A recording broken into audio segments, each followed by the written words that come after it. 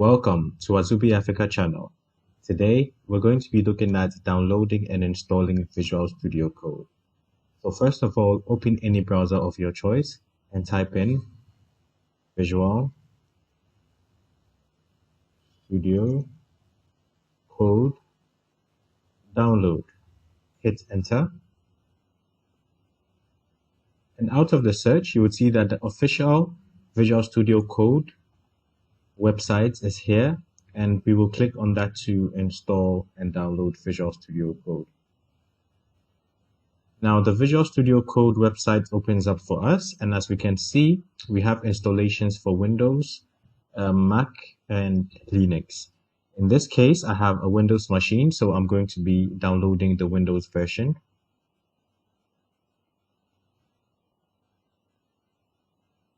All right, so as we click on that, as we can see, that is automatically downloading for us.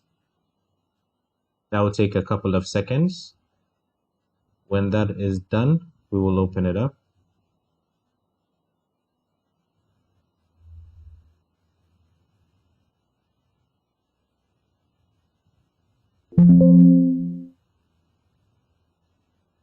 Yeah, so I already have an already existing Visual Studio running, but we're going to continue anyways.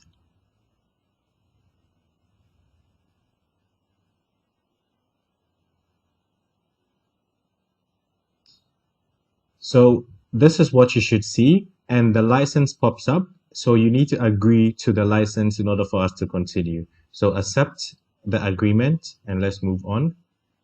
Now, I would like it to create a desktop icon as well as have all these ticked as well. These help with your past directories and making sure that we can open Visual Studio Code in any file or folder.